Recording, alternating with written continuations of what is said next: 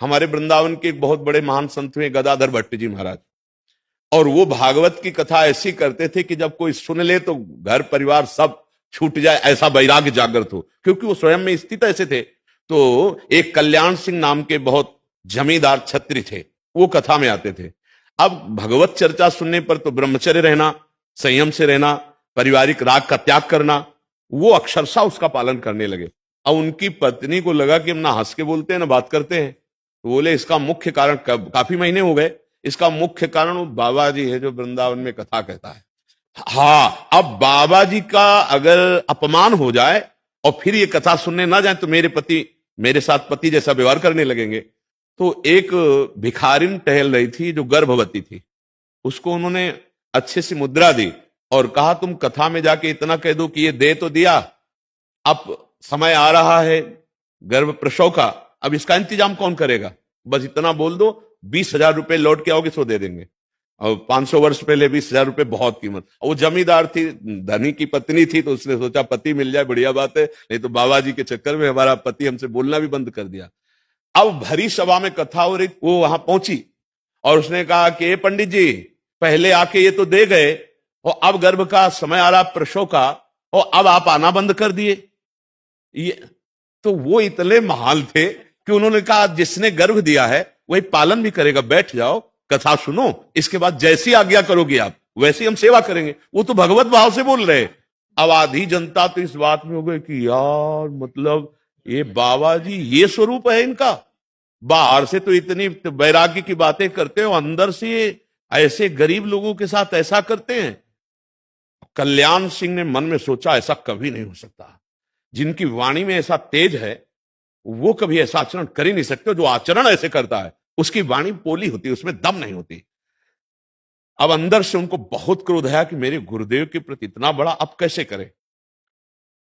2-3-4 और जो प्रियजन थे आपस में एक दूसरे ने हेरा, साइड में गए जो गदाधर भट्ट जी ना देख पावे और उसको बुलाया ऐसे भयभीत करने वाली दृष्टि से।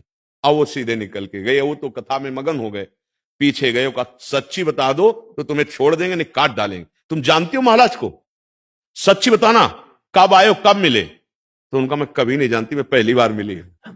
बोले क्यों कहा, तो उनका इनमें से कोई कल्याण सिंह है, उनकी पत्नी ने हमको कुछ मुद्राएं दी, लौट के जाएंगी तो 20,000 मुद्राएं मिलेंगी।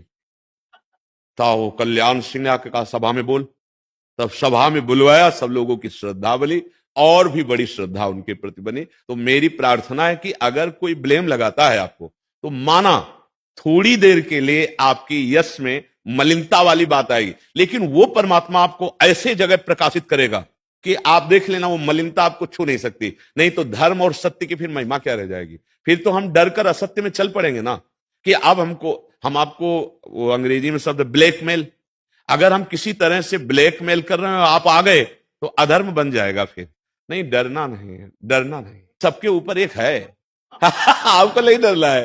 हाँ, वो आपके ऊपर तो एक दाग लगाना चाहेंगे, अगर ज्यादा हो गया तो उनके मुंह में कालिक पुतवा देगा। वो बहुत खिलाड़ी है, ये भी बात आप समझ लो। आपके तो एक टिक्की लगाने की वो सोच रहे, वो पूरी कालिक उनके मुंह में। बहुत विचित्र खिलाड़ी, बहुत विचित्र। अपनी जानकारी और अपने हाथ से ऐसा कर्म बन जाएगा कि सभा में भारी बेइज्जती हो जाएगी। बात समझ लेना, जो आपको फंसाना चाहते हैं उनके ऊपर भी कोई है। जो ज्ञानी नाम चेतांश देवी भगवती हिसाब बलादा कृष्ण मोहाय महामाया प्रेक्षति, वो अनंत माया शक्तियों का स्वामी परमात्मा है, वो कैसे तुम्हें गिरने दे सकता है। डरना नहीं, झुकना नहीं, और किसी के भी धमकाने से आप कभी भी अपने निर्णय को नहीं बदलना, चाहे जितना कोई बड़ा हो। भगवान से बड़ा कोई नहीं है।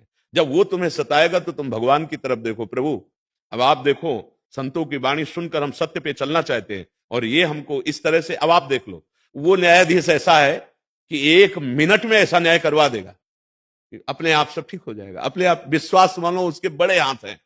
ये अधर्म आचरण थोड़े दिन के लिए, जैसे दुर्योधन ने अपना अधर्म का स्वरूप विस्तार किया तो पांडवों को थोड़ा कष्ट हुआ, लेकिन सिंहासन पर विराजमान पांडव ही हुए, भगवान का सानिध्य पांडवों को ही प्राप्त हुआ। तो मुझे लगता है धर्म में थोड़ा सा हो सकता है कि विक्षेप डाले कोई, लेकिन विजयी नहीं हो सकता।